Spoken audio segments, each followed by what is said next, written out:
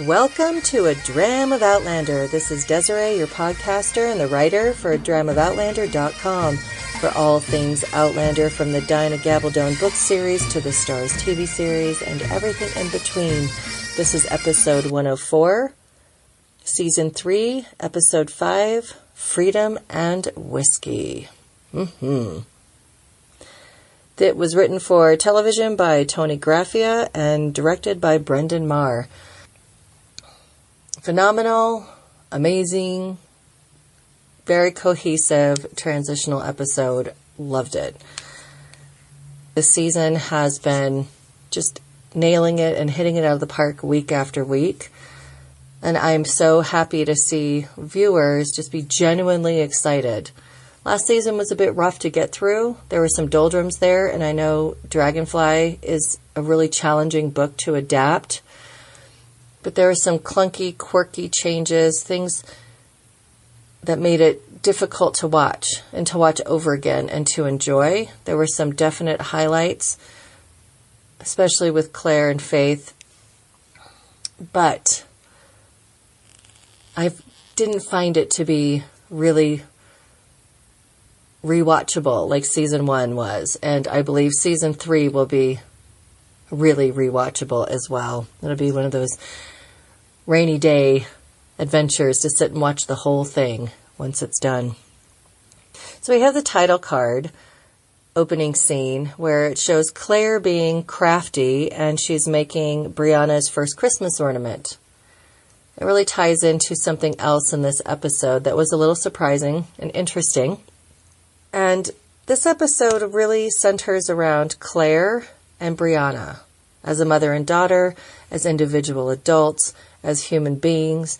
And then we see Roger come in pretty early in the episode, and Joe Abernathy as well. So they're like the anchor points. And then you have Claire and Brianna moving through everything in this episode. And there is one other person that shows up, and it's a little shocking, but we'll get to that shortly. So far, the feedback on the Facebook page and group has been really positive. It looks like viewers are warming up to Sophie Skelton as Brianna, and that she was able to stretch a bit in this episode and really show variety. And I'm glad to see that. I think it's tough to come into this character. It's tough to have an American accent around everybody else. And though she doesn't really have a Bostonian accent, it definitely does not sound English or Scottish. And by nature, in reality, Sophie is English. And one other thing I wanted to point out that's really positive and good news is my husband, again, who I've said before, has not read the books. He is able to pick up on what dialogue is from the book and what is created. He's getting the subtleties and the interactions, and he's able to pull out some of the things that are foreshadowing events to come. And that means the writers are doing a really good job adapting, because I don't tell him what's going on. I try not to, at least. And though he did have some question about the concept of time travel and how certain things can be done, which I answered, and it makes me laugh, really seriously answering that kind of question. But hey, I think I know the Outlander lore pretty well. So we open to see Claire in her powerful surgical doctor splendor. And I think we really needed that scene to show her in that power, to show her for who she is as a surgeon, because there was a contrast between her and Joe where he wanted to be more conservative, but she pushed it. And the patient could have died if she was wrong, if she took too long. But she insisted, and she completed the surgery in the way that she thought it should be done. And Joe had to give her props in the end, and he nods at her. But he wouldn't have done the same thing, most likely. So it showed her character as a physician, her willingness to be a risk taker when she knows what's right. It showed her strength and her depth and her power is in her being a healer. You know, that's one really strong aspect of her. It's not just a job to her. She is a healer. And whether she was a physician or not, it doesn't matter. She must. So she does. The other aspect of Claire that we really get to hone in on in this episode is her as being a mother bear. Her as being fierce and loving and connected to her daughter.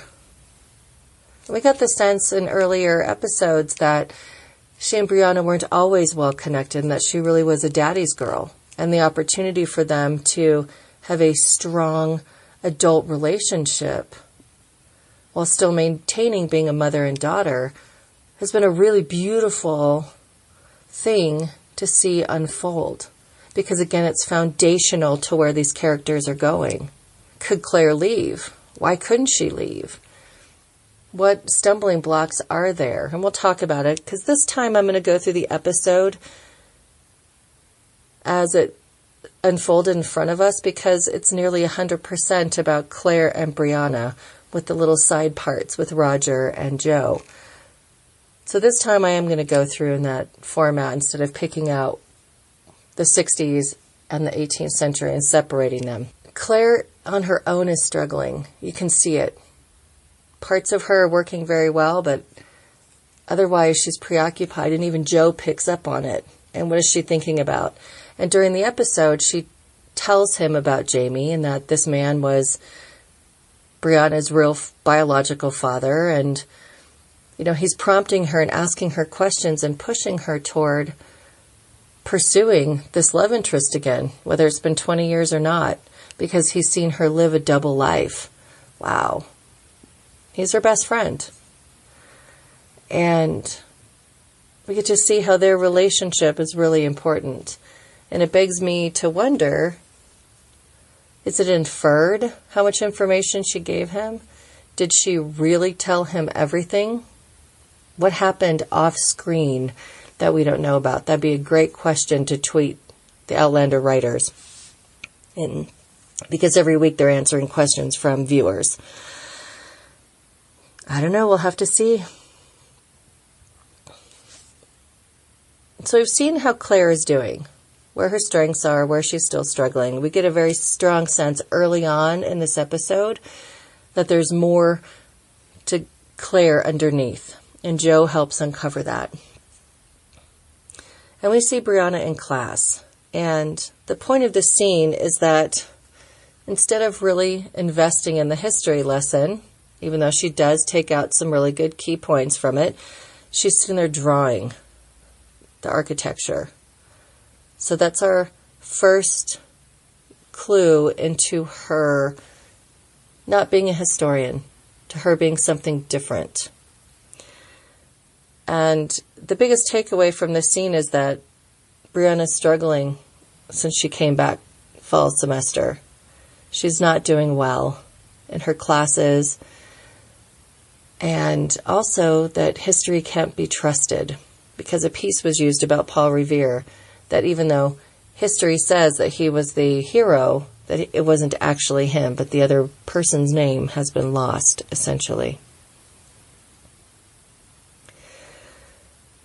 So she has lots of things to think about as she moves through. We see her next at home, and she goes to the Christmas tree and looks at the ornament that her mother had made her. So that's from the title card. That's being brought nicely back around. She's melancholy. She's sad. And she goes and opens Frank's pipe box and smells the pipe. Memories. And she looks at old black and white photos. And who is she? Where does she fit? What does it mean? She's grieving her dad. She's getting to know her mother, but she doesn't know her biological father, and he knows nothing about her. So she's having this immense pressure surrounding her. And so school does not seem very important at the moment.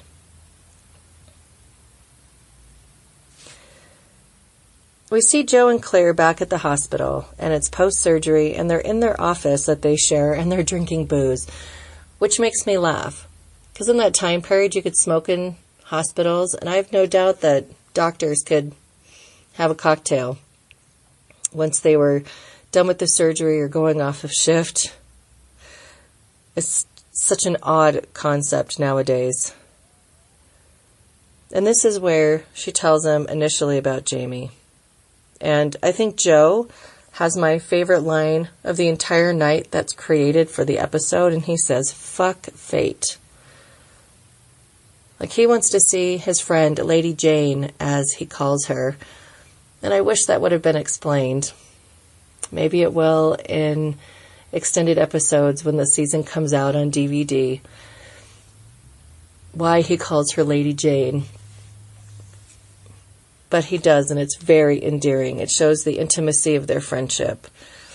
But he doesn't like seeing his friend stunted and stalled. And now that Frank is gone, there could be opportunity here. Next we see Roger showing up.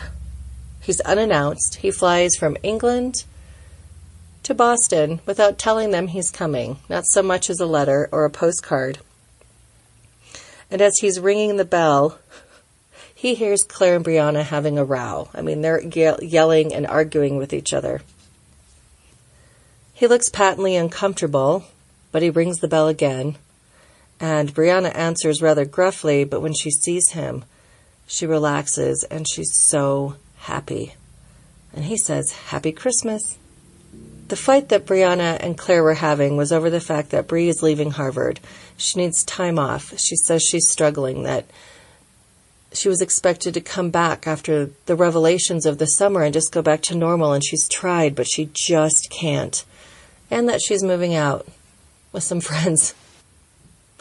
So she has a box in hand, and she leaves and tells Roger she'll see him tomorrow, and boogies out the door, leaving Roger and Claire alone.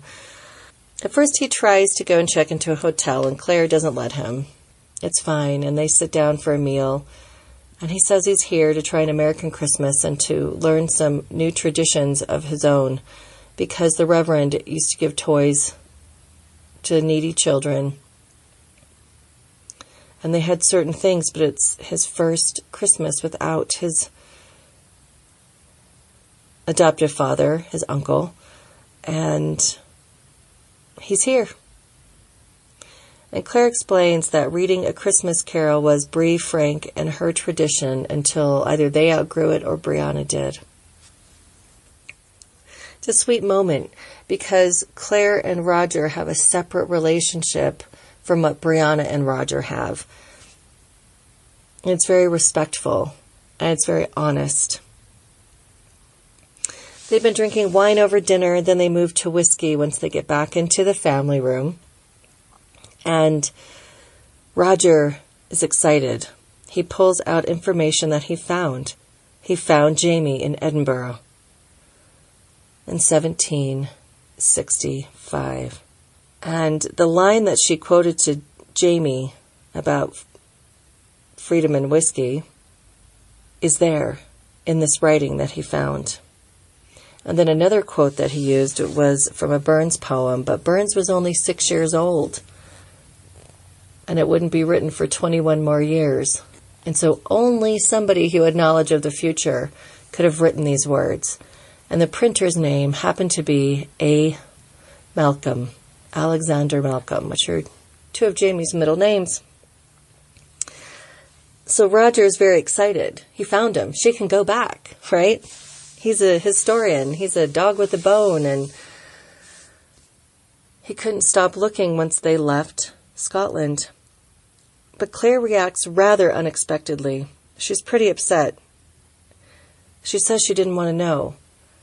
When she first found out that Jamie was alive after Culloden, she had hope. And she can't go through that again. She can't have hopes dashed. And it was too painful. And her life is here with Brianna.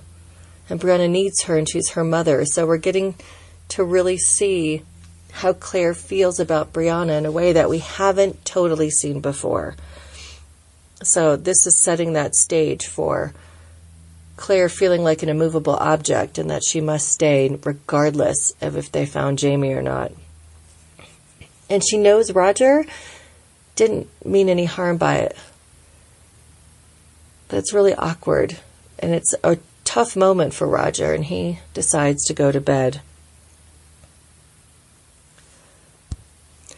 But before he goes to bed, Claire asks him not to tell Brianna what he's found because it will confuse things. So he agrees. But he is dejected. And it pans to Claire sitting in a window seat with Ellen's pearls in her hand, and she's thinking as she stares out the window. The next scene between Joe and Claire has the desk in the office covered in bones. And an anthropologist sent them over. And Joe said, pretty woman, full age, late 40s likely. And Claire picks up the skull and said, they sent over bones of a 150-year-old murder victim? And he says, well, you're only off by 50 years. So these are 200-year-old bones of a white woman that was found in a cave in the Caribbean. If this seems like a really weird thing to be thrown in, that means pay attention for the rest of the season, because this is not fluff. It's important, and it's here for a reason. So, Joe finds evidence while he's looking at the bones that indeed this woman was murdered and that somebody used a dull blade and nearly cut her neck off. And he wants to know how Claire knew, and she didn't know how she knew. She just felt it, basically. And she says, bones don't lie. No, they don't. And then Joe blurts out, tell me about your man in Scotland. It's pretty much a non sequitur, but he has her alone, and he jumps on the opportunity. And they continue to talk, and he thinks she should take the chance at love again.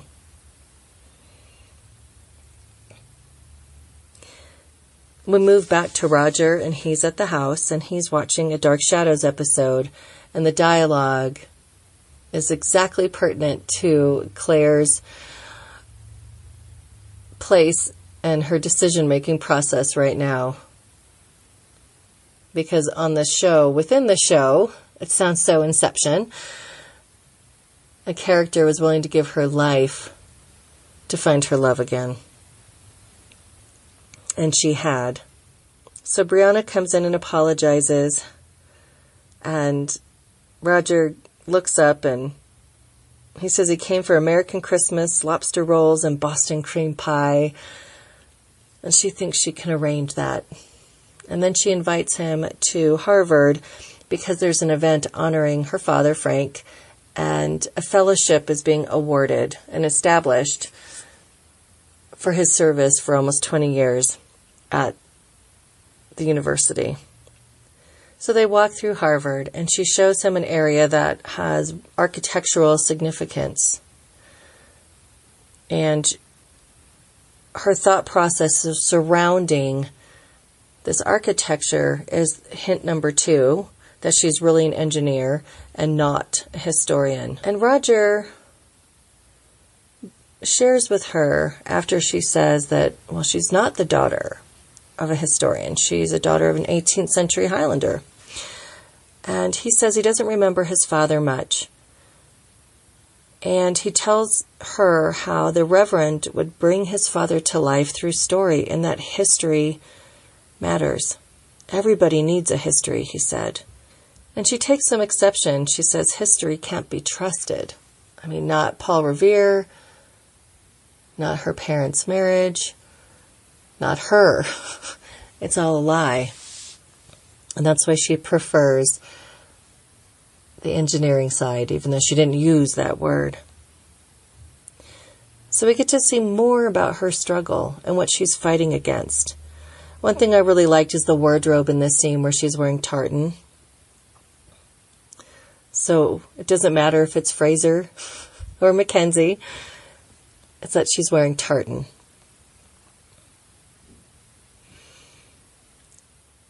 So they go into the event where Frank is being honored and the fellowship is being awarded in his name. And Claire is there, and Roger and Brianna are there. And then we see Professor Travers, who happens to be Sandy, not Candy, who was Frank's longtime mistress and companion. She's the one who showed up. That was very surprising, and I'm sure people are not happy to see her. It was interesting because she confronts Claire about Claire should have let him go, and that she wasted 20 years, and that she made Brianna and Frank live a lie. But that's not true.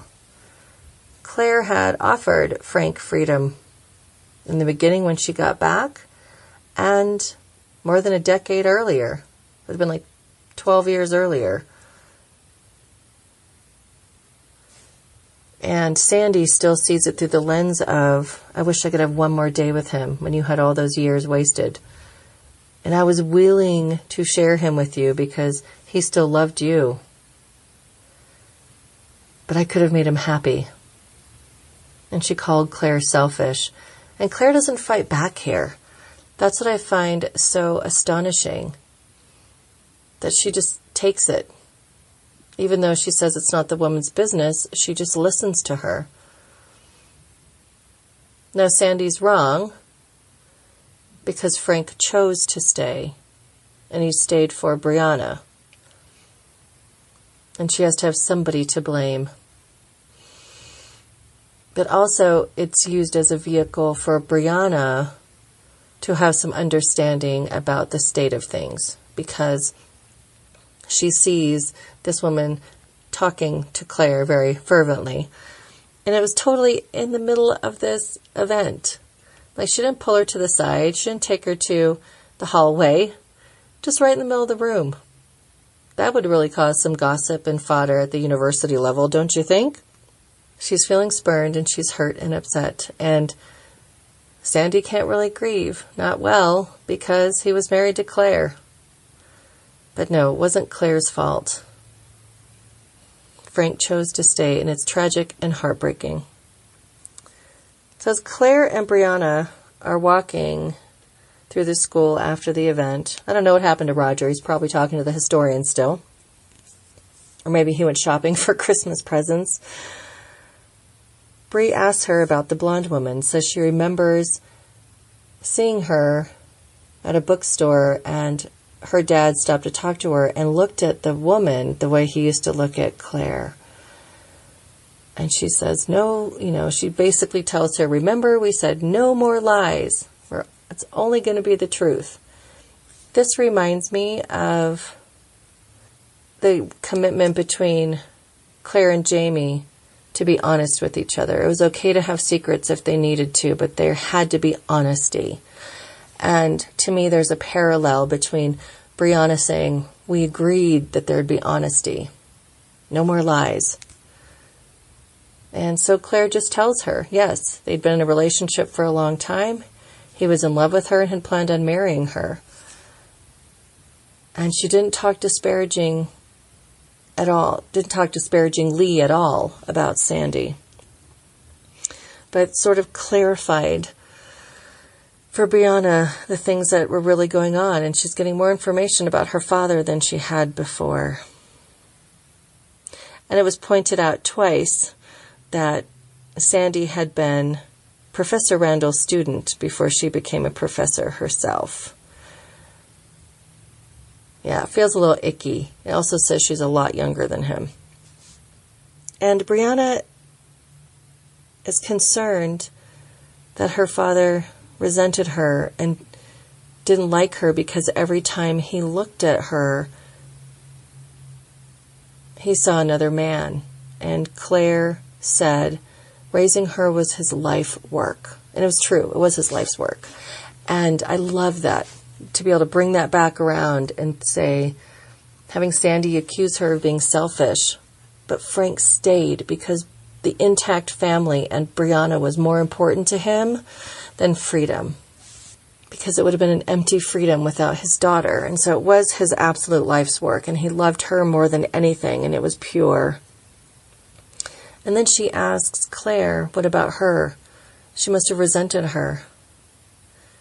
And Claire tells her in such a beautiful way that she loves her for who she is, not because of who fathered her. And she only resented having to leave Jamie.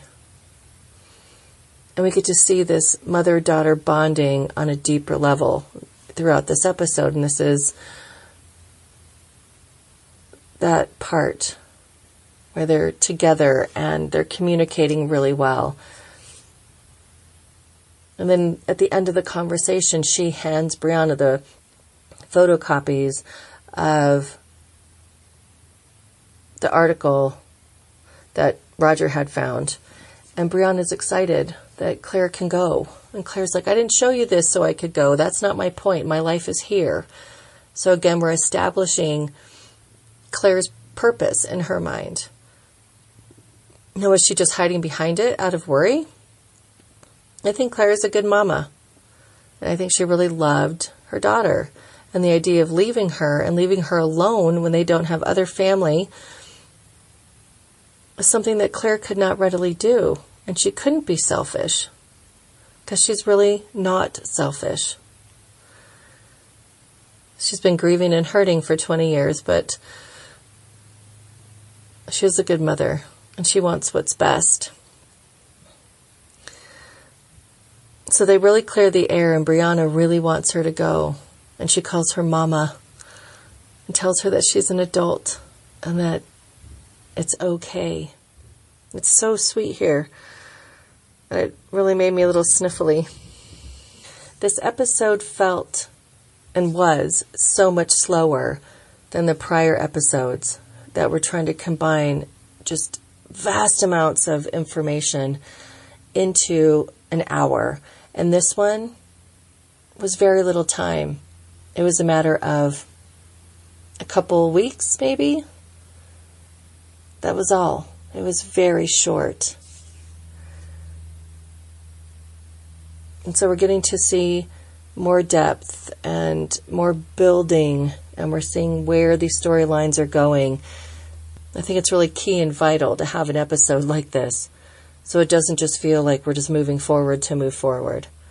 Next we see the Apollo 8, I believe, orbit of the moon, or orbit of the Earth, and it's on December 21st, 1968, so that's the event I could find most closely.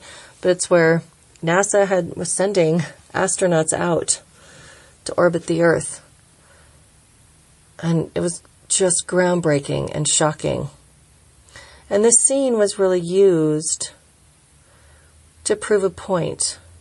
You know, Joe asks, how can one come back from that to a normal life? Like, how can you do that?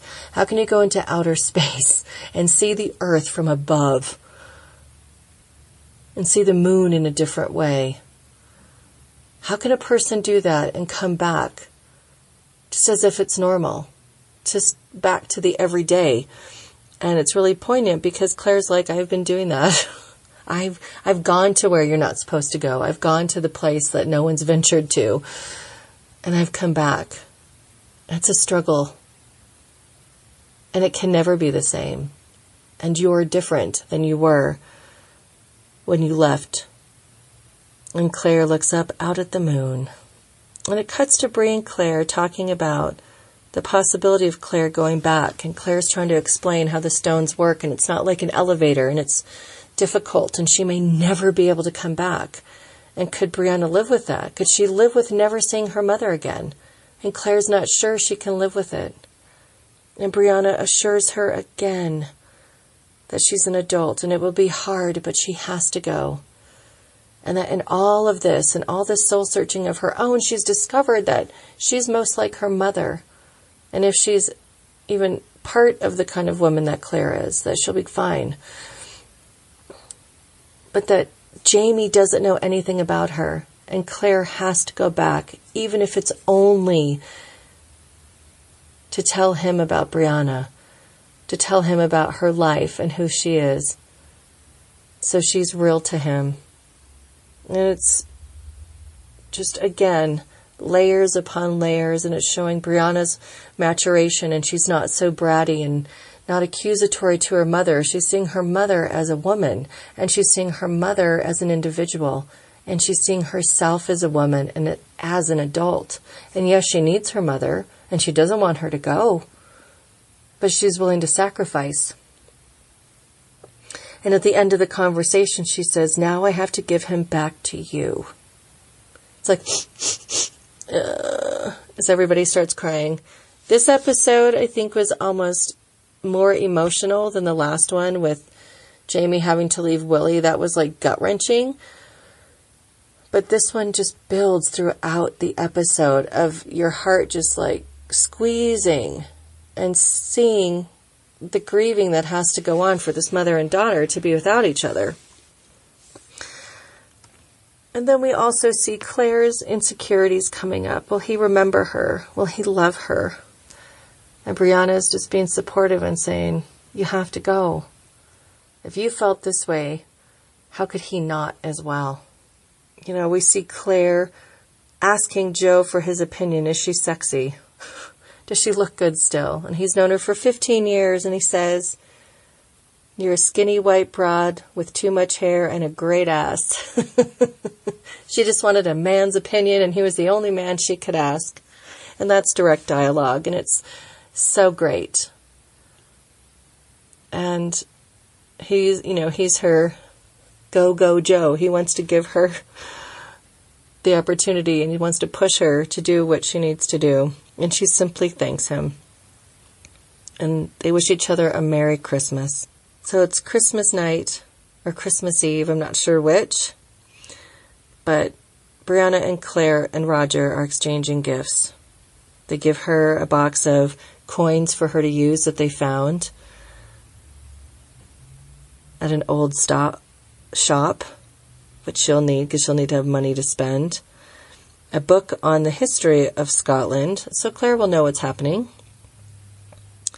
And Brianna gives her a topaz necklace. That's her birthstone, but she knows that Claire will need it to travel through the stones per Gillian Edgar's writings. At least they're not going to barbecue anybody. Claire says she borrowed scalpels and penicillin from the hospital because they need it more in the 18th century than, Boston needs it now. And Roger makes a reference to Batman about Claire needing her own utility belt. And she says she's going to have to make something. So crafty Claire, in the opening title card, we get to see Claire sewing. And she said it's because she's sewn costumes and pageant wear for 15 years. And she does. And she gets patterns out and some historical books out. And on the show, it looks like in one night she sewed this 18th century outfit. It really would have probably taken her a week. But hey, she's Claire. She can do anything. But she looks like she's up all night sewing. And she makes herself a proper outfit with hidden pockets. And when she's done, she sits and looks at herself in her dressing mirror, and she sees her gray streaks. And again, insecurities times 3. We're getting the 3 beat on that. And she's worried because it's been so long. I can imagine those insecurities. And we have to also remember that Claire has been in her bubble. She's not thought of herself as a sexual being, and she's a very sexual being. She hasn't thought of herself as being passionate. She's poured everything into her work, into her daughter, and she's really put that part of herself aside, and now she's got to really think about that. Does everything function well? Am I pretty still? Is he going to find me attractive? It's a very normal thing for her to think. I think this is the quickest prep job to leave your current life and go through the stones again. I mean, it's still the Christmas season, so we're talking in a matter of a few days from her deciding she's going, that she actually gets to leave. And I love the pouch she made for all her instruments that she's taking with her. She did decide to dye her hair. Miss Clairol helps her out, and her outfit, it turns out, was made out of raincoat. I didn't know what she was using when we saw the sequence where she was cutting and sewing. And she says she didn't do a very good job, and the arms aren't even, and what have you. But she did it. And it looks wonderful. And she shows them her little hidden pockets and all of that. One thing I like about this is she wasn't planning on going back. And so she planned this over a few days. So she hasn't had lots of time to ponder. I mean, she got the house stuff in order, got the deed put in Brianna's name, the bank accounts put in her name. So I'm like, wow, this young woman at 20 years old is pretty wealthy at this point. And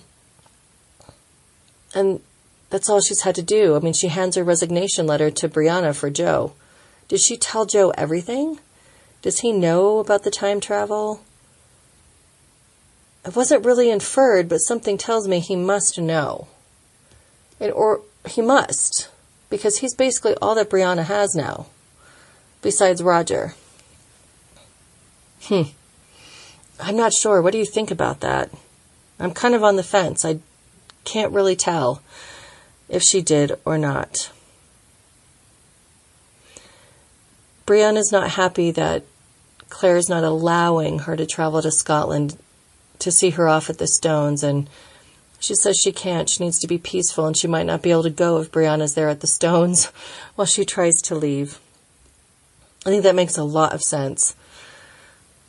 It really does. She gives Brianna Ellen's pearls, Jamie's mother's pearls that he gave her on their wedding night, and says that maybe she can wear them when she gets married. And this whole thing is so emotional, and they're trying to be completely restrained. It's all bubbling right below the surface. They're all so sad and excited, but sad. She thanks Roger for everything, and they have a whiskey for the road to freedom and whiskey. Claire's preparations are done. She has her one suitcase. And she leaves the house to Roger and Brianna looking down from the window, and they look like ghosts, like they're fading from her already. What a great shot that was. And Claire enters the cab and pulls away, and we see Brianna hugging Roger and crying. You know, Bree pulls away from Roger and puts on this brave face, and he asks if she's okay. And she goes in the kitchen and she tries to shake it off. But she has a present for him. She puts on a Santa hat with a Batman logo and brings out a tray with a lobster roll and Boston cream pie. That's what he wanted. And so this almost tells me, like, she's like, you're my family now. So here we are. And he gives her a gift, and it's a copy of A Christmas Carol. And she understands. And she kisses him and then settles into the couch while he eats, and she reads aloud from the story. So it shows them as building in some kind of tradition of their own now that her mother's left. I mean, she's not even in Scotland yet. But they know she's not coming back. And seeing Claire in the cab and how the light is crossing her face from the windshield makes her look like she's becoming more transparent, like she's fading from this existence. That was really clever, and I didn't catch it the first watch through, but I took some screen captures my second watch through, and it's really beautifully done. It's as if she's disappearing from the 20th century. And she talks about puddles and how she never thought they were just puddles when she was a child. And even now, when she stares into one, she thinks there has to be something on the other side. But she still forges ahead as needed. And it shows her opening the door and looking down at the puddle and leaning to get out. And then as she steps down, she's in Edinburgh. in 1766. Awesome transition. That was fantastic. The whole cab ride felt like she was going through the stones. The separation felt like she was fading, like they were fading from her. That was beautifully crafted. I just wanted to sit there and clap and be like, yeah. My husband was like, that was fantastic. So she steps out into Edinburgh and the hustle and bustle and the people. The color is different. She looks tired, actually, like she hasn't slept.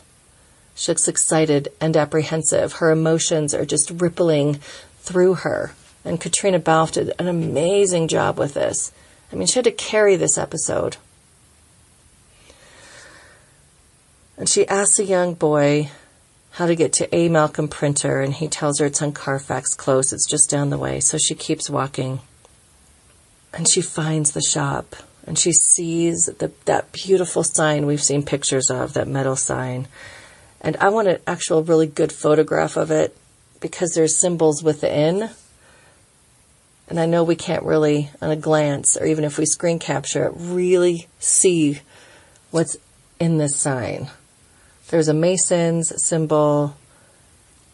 There's a female-male symbol, I believe. It looked like there's some animals as symbols. So I know there's a lot more things in there. Maybe a fleur-de-lis. I don't know. So she goes up the stairs, and she's so apprehensive. And she stands at the door, and she kind of puts her hand over her face and smooths it down her neck. And am I really doing this? I mean, that's a huge risk. It's not like she just flew from Boston to Scotland. She flew from Boston to Scotland, went through the stones, and traveled back 202 years. That's a commitment. With no way to communicate with him that she was coming. So she had very little preparation, but he's had no preparation. And I was trying to explain to my husband the other day, I said, well, Claire could leave notes for Brianna. Like if they had set up ahead of time that she was going to have a lockbox at the Bank of Scotland. Well, the Bank of Scotland would likely be around for hundreds of years. So she could have it in a secured box, and then she could leave notes, and then in Brianna's time, she could get the information out of the box. So they actually could leave letters or notes from the past, but there's no way from the future to do that. The stones are not like the pneumatic tubes from the bank. Claire opens the door, and you hear the jingle of the bell, and she shuts the door, and there's a pause. And you hear, "That you, Geordie?" And she looks, she knows that voice, and she walks through the entrance to the shop, and she looks down into the work area, and we see Jamie's back, and he's standing over a printing press. And her face looks like that glass face, right? And she says, "It isn't Geordie, it's me, Claire." And he turns around ever so slowly, like he's afraid to look up. Well, Jamie's been seeing Claire's ghost and dreaming about her for 20 years, where it felt real to him. So he finishes turning around, and he looks up, and she does look angelic or ghost-like. Is she real? And then there's this recognition on his face, and then he faints. Full on, falls down, crashes onto the floor, knocking his papers everywhere. That's a big man to fall on the floor like that. I thought, Lord Scott, down! And poor Claire, she's so stunned. She's not sure if he actually fainted or if she caused him to have a heart attack. That would be terrible, right? This episode was so good that we really got to see more from Brianna. We got to see her mature and grow and become a woman in her own right, and her being able to make her own decisions and be strong, and not the brat we had seen in some other episodes. And we see the chemistry between her and Roger and their connection. And that was unspoken on screen, that they are going to be each other's anchor. I mean, Claire did say that Bree needs to talk to Roger because he's the only one who'd understand. But there's a lot to infer in that sentence, right? And then we get to see Joe Abernathy as her stalwart friend, as her cheerleader, as him wanting to see her be really happy. So I think she must have told him everything. And so what things do we need to pay attention to for future? Those bones? We need to pay attention to, for sure. That was a major long-term foreshadowing. That's why it's here. What did you think about Claire dyeing her hair?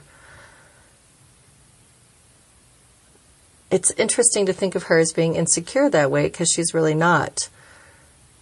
But she also hasn't had to flex her passion, love muscles for a long, long time. And it's interesting because she's not even worried about what Jamie looks like. I mean, 18th century is a harsh time to live, and most people look very old when they're still young in numbers of years. Like Claire at 50, because she's supposed to be about 50 years old. Claire at 50 would look better than most 30-year-olds. No, modern medicine, hygiene, good dental, as well as traveling through the stones is supposed to have some sort of protection against aging. I think she ages slower than other people. And she was able to travel through the stones at Christmas. I think that's interesting. Did she wait until New Year's Day? Did that matter? Because normally the passage isn't open except for equinoxes and solstices, like the different feast days, like Beltane and Samhain, which is 1st of May and Halloween. So that was interesting to me. I mean, the solstice was the 21st, where they showed the NASA event.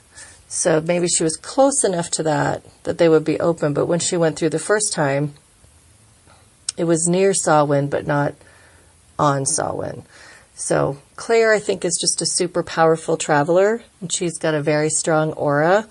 So it doesn't matter what she does. She could travel when she wanted to, regardless of time of year. It might just be easier during the, actual times when the pagans say you can travel. Amazing. I thought this episode really wrapped many things up and pushed us toward the future. I was really surprised that they would show us Jamie fainting and that we'd see that much of the print shop. So that was intriguing and unexpected. I mean, what do you think the motivation of Sandy was? Was it simply a vehicle for Brianna to find out the truth that her dad had a secondary life that she wasn't aware of? Was it something that would bolster Claire to move forward and that she does deserve to have that love in her life? I mean, what do you think it was meant for? That was the one thing where I was like, oh, interesting. But why is it really here? Was it necessary?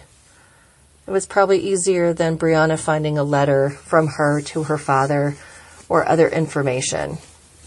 She could get it straight from her mother's mouth about what was going on. So let's look at some feedback I got from last week's podcast. Jan posted that she was thrown off at the episode by some of the quick cuts between the parallel storylines, but it helped build the desperation and despair building in both Jamie and Claire, and how they're resigning themselves to abide their pain and move on with their hearts quite broken. And it astonished her how much Geneva resembled Claire. Yes, until she started talking. Then she didn't look like Claire at all. And she thought it was really awkward and felt wrong to her when Jamie says to Geneva, "You can look at me," as he's disrobing.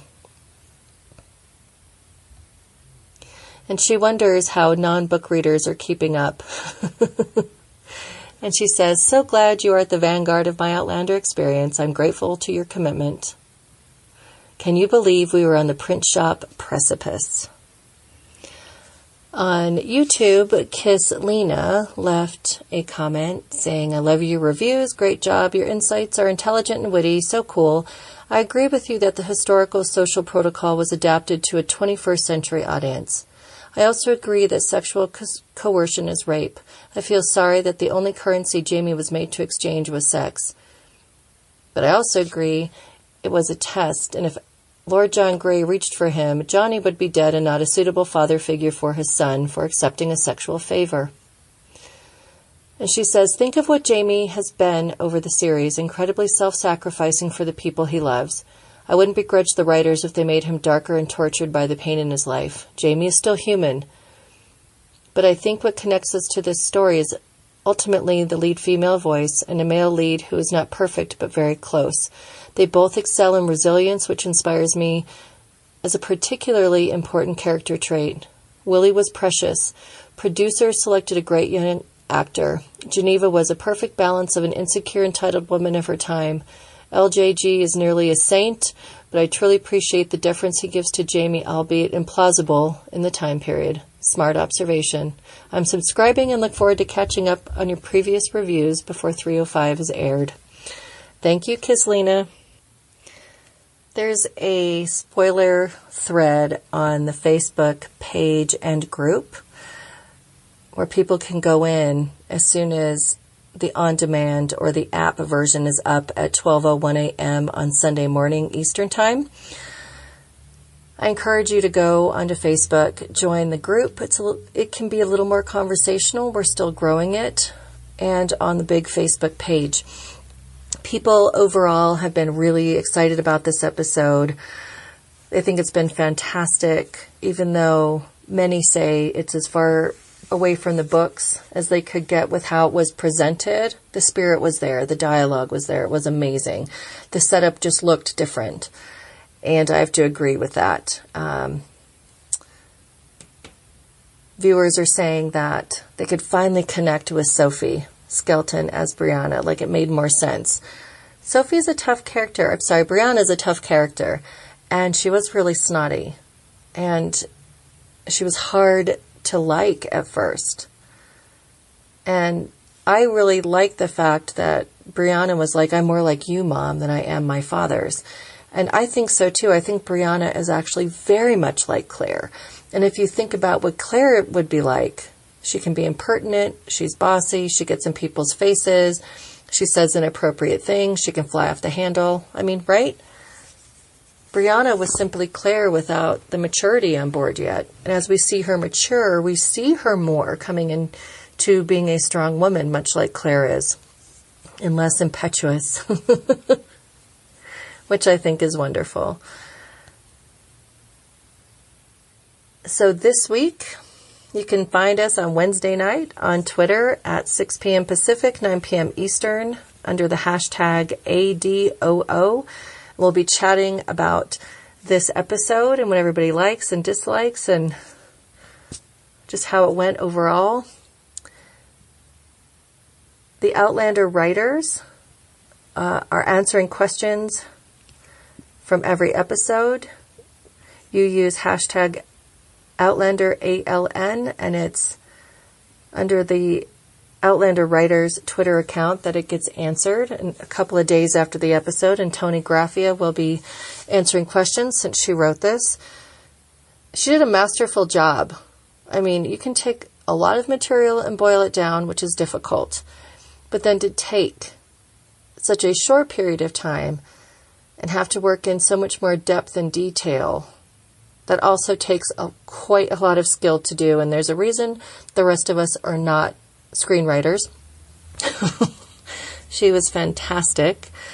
And the emotions that are evoked throughout this episode, I mean, I found myself tearing up, and at one point my husband got sniffly. I love that at the end. I was like, oh, it made him cry. Good job, Toni. That he found it so moving and he could connect it to himself And as somebody who doesn't know these characters like those of us who read the books do, he's connecting with them for who they are in the TV show. And that was really splendid. And to me, that was definitely, praiseworthy and at a writer to send to Toni Graphia and to Ron, because the outlines are done. And the director did a great job. I mean, really pulling the story together and giving it, a deeper sense, something that felt like it had more gravity, and I liked it. This is probably the best episode of the season so far, and they've been really good overall. And I liked how we saw that 1, 2, 3 beat on Brianna wanting to be an engineer, even though it wasn't spoken out loud. We knew that's where it was going. Claire's insecurities had 3 beat. Brianna telling her mother to go was 3 times. So we really got to see that hammered back in. And for Roger to have the resolution that he did something well and that Claire will miss him. I really liked that aspect too, because he's like an adoptive son to Claire. And he really could have had that relationship with her had she stayed. It's really great. So where can you find the podcast? Well, Facebook is a Dram of Outlander page, a Dram of Outlander group, which you have to join. Twitter and Instagram, it's under Dram of Outlander. The website is adramofoutlander.com. The call-in line for voicemail is 719-425-9444. Leave me a message and I will include your comment on a future episode. Email me contact@adramofoutlander.com and I will get back to you as soon as I can. And there's going to be a break.